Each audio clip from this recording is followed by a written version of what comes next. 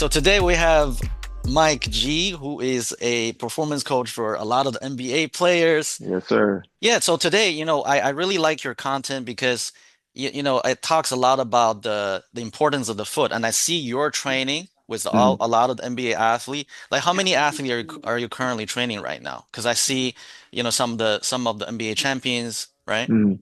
Well, you know, self-admittedly, a lot of the content isn't it's evergreen, meaning it doesn't age, so, which means that unless you really pay attention, you'll see a lot of the content that I post is maybe from 2, 3, even 4 years ago. So, I hope to not give people the wrong idea that I'm working with all these amazing athletes currently, but no, that's not the case. I actually only work with one specific NBA athlete full time, and that's Fred VanVleet, point guard of the Houston Rockets. Yeah, he's an Now, NBA with champ. he is an NBA champ. He is. He won with the Toronto Raptors. But Yeah. I don't work with AD anymore, or Drew Holiday, or Spencer Dinwiddie. I actually gave up that book of business to work exclusively with Fred. Mhm. And I also work with a couple other Rockets just because I'm in the same vicinity. But as of right now, it's predominantly one player, and that's Fred. Right. So your approach is very different than a lot of the mainstream approach, which is, let's get them to heavy weightlifting. And I see a lot of your content and training requires barefoot as well. What is your insight on training barefoot for those athletes? Well, number one, everything's personal because that's kind of what inspires our thought, how it affects ourself. And me personally, I have extremely wide feet. I've actually posted my feet a few times. So, some people have seen my feet and know that I literally have hands for feet.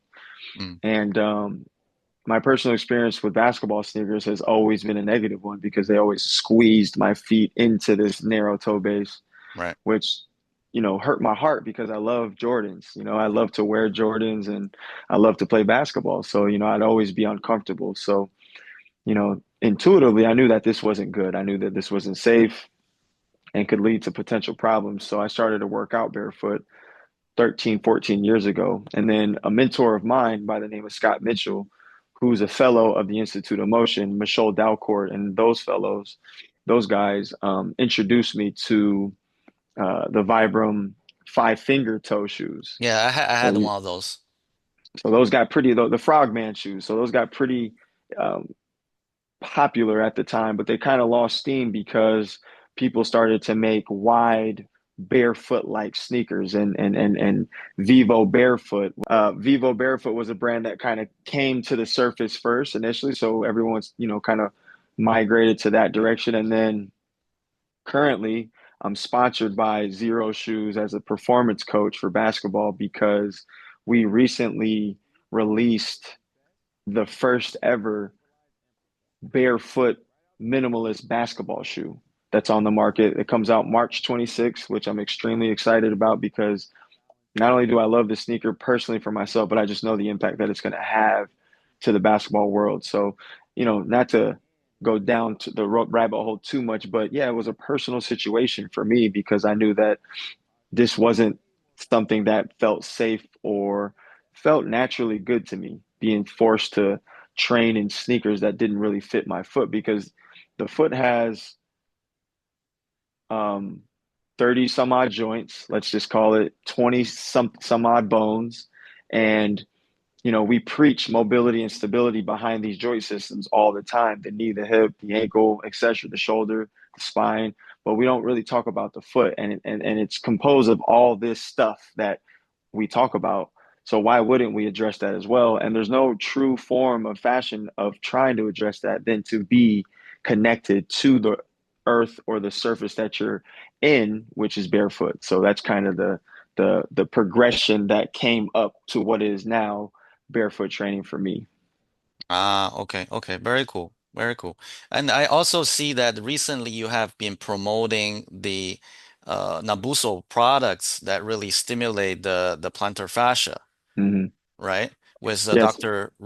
Emily Splitshow, who I actually had Yeah. a few discussion with. Yeah. I just always understood and felt like, the most sensitive, rich parts of our body are our hands and our feet for a purpose, but for some reason, for reasons that obviously we can critically think about, we always cover our feet up. Right. And if you're doing that, you're robbing yourself of such a sensory rich experience to not only feel the earth around you as well as understand body and space and body positioning, aka proprioception, but also what about the things that you talk about, how the bottom of the foot is connected to the glute Through the fascia. and Yeah. through the fascia and the hyperarch and those types of um, terms that are becoming more and more prevalent in our space. But the only true way to connect those parts of our body is through the fascia, the plantar fascia, the bottom of the feet. So how do I access that? If I can't do that with a bulky shoe on, you have to be connected to a surface barefoot. And the reason why Noboso is such a beautiful product is because they have a very special texture to their products that really lights up that area in the brain for the communication from your brain to your foot to know where you're at in space and really connect to the floor or whatever it is that you're on, and allows that type of training to be super effective. Right, exactly. So, in terms of your training principle, because a lot of the weightlifting community, they focus on the perhaps the strength level of athletes. But when I see your GBG hoops, I see exercises that is, I would say, has a different flavor to it. It's different. It's not about, okay, let me bulk up, let me build up my big muscles, but it's a lot of towards, stimulating Mm, your glutes. Because I do some like some exercise that you posted, I can feel it in my glutes and some of the core, and also a lot of them are can be done barefooted, right? Like you mm, don't do a lot of the heavy weight type of stuff. Like mm. what is your reasoning behind that? Why is it different? Yeah, I think it boils down to the conundrum that's typical in our field, which is how strong is strong enough. So the weight room, in my opinion, is an environment that unless you are with the sole intent and purpose of either powerlifting, which is your competition in sport is lifting weights, or a bodybuilder or bodybuilder like goals, which is aesthetics, I want to look a certain type of way, then that just means that the weight room needs to support a goal that allows you to do your skill or sport more effectively.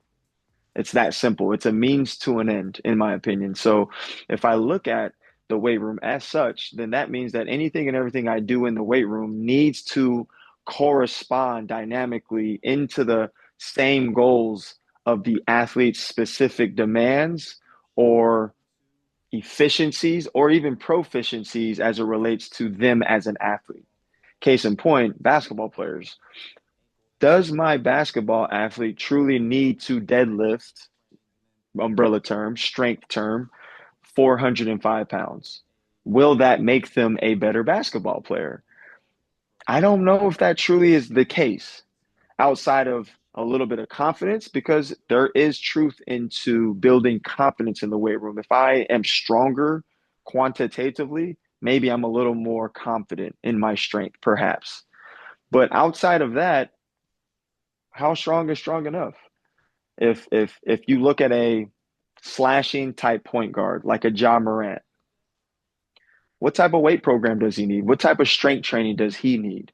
Look at his style of play, look at his position, look at his previous injuries, look Hmm. at what he's always struggling with, and let's choose exercises and strength training that's going to help those things versus just saying to ourselves, okay, he needs to be strong. Let's get him as strong as we can. Because how do we know that that's actually going to make him better on the court? Okay. So you don't believe in for example, the mainstream understanding. Okay, let me just make the muscle strong, then the person will likely to prevent to have less injury. You don't believe that. I think it's the biggest, easiest, most cop out answer in the book.